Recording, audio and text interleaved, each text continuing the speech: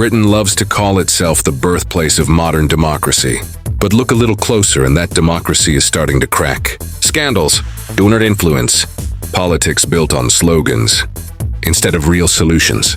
Meanwhile, 7,000 miles away, a tiny island once dismissed as too small to survive has built one of the most efficient, corruption-free, and future-focused governments on Earth. This isn't East versus West. It's a story about what happens when a country decides that politics isn't a game. It's an engineering project. So today, let's explore 10 things Britain can learn from Singapore, and why the future of democracy might look less like Westminster and more like Singapore. Lesson 1. Governance isn't about charisma, it's about competence. In Britain, politics often feels like theater. Charismatic leaders rise and fall based on how well they perform in front of the camera, not how well they perform for the country. But in Singapore, politics works differently. Here, leaders are selected, not just elected. They go through rigorous vetting tested for integrity, discipline, and their ability to serve, not just speak. The idea is simple. Politics isn't show business, it's nation building. Singapore's founding leader, Lee Kuan Yew, once said, "If you can't solve problems, you have no business in politics." That mindset created a culture where competence comes before charisma, and results matter more than rhetoric. And maybe that's one lesson Britain could use right now, because good speeches don't build strong systems. Competent governance does. Lesson 2. Long-term vision beats short-term election cycles. One of the biggest differences between Britain and Singapore isn't just geography, it's time. In Britain, politics moves in short bursts, 5-year cycles, endless campaigns. Every new government promises to fix what the last one broke, and then the cycle repeats. It's like trying to build a skyscraper, but tearing down the foundation every election. Singapore, on the other hand, plays the long game. Its leaders plan not just for the next 5 years, but for the next 50. When Singapore decided to build world-class housing, it didn't start with politics, it started with a plan. Today, more than 80% of Singaporeans live in homes built under that vision: stable, affordable, and generational. The same goes for infrastructure. Projects like Changi Airport's Terminal 5 or Tuas Mega Port were mapped out decades before they were even built. Because Singapore's government doesn't ask, "Will this win votes next year?" It asks, "Will this still make sense when our children are running the country?" That's a rare kind of patience, the kind Britain used to have during its industrial rise. But somewhere along the way, short-term politics replaced long-term purpose. And maybe that's the quiet lesson here. You can't run a nation like a campaign. You run it like a marathon, where every decision is a brick in the foundation of the next generation. Lesson 3. Zero tolerance for corruption. In Britain, corruption doesn't always look like a brown envelope under the table. It's quieter campaign donations, lobbying, private contracts, favors for friends. It's the kind of corruption that hides behind legal paperwork. But in Singapore, even the hint of corruption can end a political career overnight. When Lee Kuan Yew founded modern Singapore, he made one thing absolutely clear: no corruption, no exceptions. He believed corruption wasn't just a crime, it was a cancer. It eats away at trust, at merit, and at the idea that anyone can rise by hard work. That's why Singapore pays its ministers well to remove temptation, but holds them to one of the strictest standards of integrity anywhere in the world. No secret donors, no corporate lobbying, no hidden favors. If a Singaporean politician is caught lying or taking money, it's over instantly. That system doesn't just punish corruption, it prevents it. It's why Singapore consistently ranks among the least corrupt nations on Earth. And it's why British citizens, frustrated by scandals and misuse of public funds, might look east and ask what would happen if integrity wasn't optional, but expected. Lesson 4. Politics without donors. In Britain, politics runs on money. Campaigns cost millions. Parties depend on wealthy donors, corporate sponsors, and interest groups to stay alive. And when money funds politics, money also shapes it. It's an open secret. You can't bite the hand that feeds you. If a donor helps you win an election, are you really free to vote against their interests later? Singapore looked at that problem and made a radical decision. Remove money from the equation. Here, politicians don't rely on billionaires or corporations to fund their campaigns. Campaign spending is tightly regulated, party funding is transparent, and private donations are capped or banned. That means Singaporean leaders can focus on policies, not fundraising dinners. They don't spend half their time calling donors or cutting backroom deals. They spend it governing. It's a system designed to keep politics clean and power accountable only to the people. Now imagine if Britain or any Western democracy tried that. No more billionaire donors. No more corporate lobbying. Just competence, transparency, and service. That's not fantasy, that's Singapore's reality. Lesson 5. Accountability without chaos. In Britain, accountability often comes after disaster. A scandal breaks. A minister resigns. A new face steps in, same story, different name. It's accountability by drama, loud, emotional, and public. But here's the catch. It doesn't always lead to better governance. It just resets the headlines. Singapore does it differently. Here, accountability isn't about spectacle, it's about systems. When mistakes happen, investigations move fast. Ministers are expected to take personal responsibility even for their team's failures. And resignations aren't about political theater, they're about integrity. Take the 2010 MRT breakdown, for example. It caused public outrage.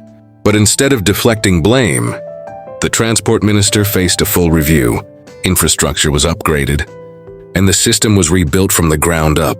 The goal wasn't optics, it was improvement. That's Singapore's version of accountability. Not finger-pointing, not endless debates. Just fix the problem. If Britain borrowed even a fraction of that mindset, maybe the news cycle would focus less on who shouted louder and more on who actually solved something. Lesson 6. Planning beyond elections. Here's one of the biggest differences between Britain and Singapore: time horizons. In Britain, most politics happens in 4-year cycles. Every decision, every promise, every budget shaped by the next election date. It's short-term by design, and that's why so many projects from infrastructure to housing get announced with excitement, then quietly abandoned once the headlines fade. Singapore took a completely different path. They asked one radical question. What if government wasn't built for the next election, but for the next generation? Here, long-term planning isn't just a slogan, it's policy architecture. Every major decision connects to a 10, 20, even 50-year roadmap. Housing policy, education, transport, water supply. Everything is tied to a vision that outlives any single leader. That's why Singapore built water independence decades before scarcity became a crisis. It's why the MRT keeps expanding ahead of demand, not behind it. And it's why, even when leaders change the direction, doesn't. In a world obsessed with short-term wins, Singapore's model reminds us that real progress happens when politics stops chasing headlines and starts building legacies.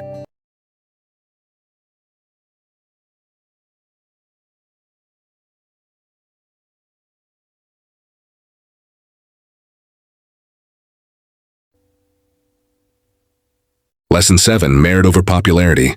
In most democracies, popularity wins power. The politician with the best slogans, the sharpest sound bites, or the biggest crowd usually takes the prize. It's politics as performance, and Britain has mastered that art. But Singapore built something entirely different. Here, leadership isn't about how well you campaign. It's about how well you can govern. Ministers are chosen not because they're loud, but because they're capable. Because they've proven they can deliver results. Before entering politics, most Singaporean ministers come from top civil service, academia, or management positions. They're selected through a rigorous meritocratic system, screened, trained, and mentored long before they ever appear on a ballot.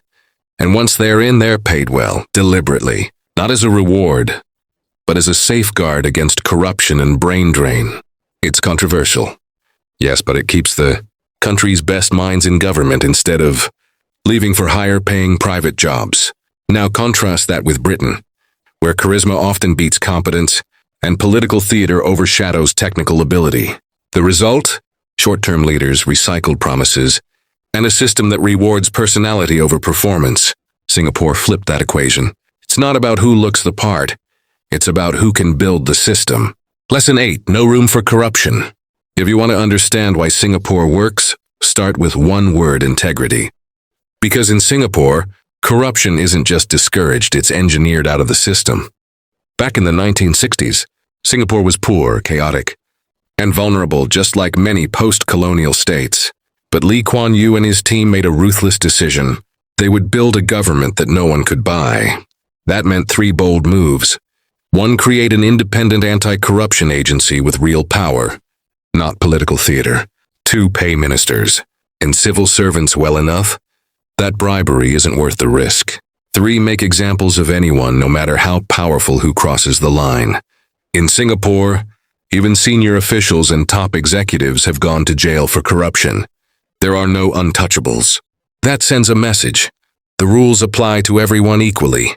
Now compare that to Britain, where donor money quietly shapes policies, lobbying firms influence parliament, and scandals fade after a few news cycles. Singapore's system is designed so those scandals never happen because the consequences are immediate, and the culture doesn't tolerate excuses. It's not about being perfect, it's about being fearlessly clean. Singapore proved that when corruption disappears, trust appears. And trust is the real foundation of any working democracy. Lesson 9. Accountability without chaos. In Britain, accountability often looks like chaos. Endless parliamentary shouting matches, partisan media wars, and scandals that drag on for months. It's loud, it's messy, and it doesn't always fix the problem. Singapore takes a quieter, almost clinical approach. Here, accountability isn't about drama, it's about discipline. When a mistake happens, investigations move fast. Officials are expected to step down or take responsibility without public theater. But here's the key difference: accountability doesn't paralyze the system, it strengthens it. Singapore built institutions that are feared for their precision. The Corrupt Practices Investigation Bureau, CPIB, can question anyone, even ministers, without political interference. And the country's leaders make it clear, no one is untouchable. Compare that to Britain, where inquiries can take years, where party loyalty often protects the powerful, and where media outrage replaces actual reform. Singapore's model shows that a government doesn't have to be chaotic to be transparent. It just has to be principled. Real accountability isn't about shouting louder. It's about cleaning faster. Lesson 10. Politics is engineering. Maybe the biggest difference between Britain and Singapore isn't ideology, it's mindset. In Britain, politics is a spectacle. Campaigns are theater, debates are battles, and leadership is often about winning arguments, not solving problems. Singapore stripped politics down to its core function: governance. It treats policy-making like engineering. You identify a flaw, test solutions, refine, and scale. That's why Singapore's politics feel boring to outsiders. No shouting matches, no scandals dominating headlines. But that's exactly the point. The system isn't designed to entertain. It's designed to work. And when governance becomes an engineering problem, not an emotional one, you get results that last generations. Conclusion. Britain gave the world the idea of democracy, but Singapore might just be showing what its next evolution could look like. A system where leaders are chosen for competence, not charisma. Where long-term planning beats short-term politics. Where accountability is measured by results, not noise. This isn't about East versus West.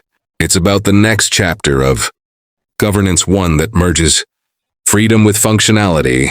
Because maybe democracy doesn't have to be loud to be real. Maybe it just has to work.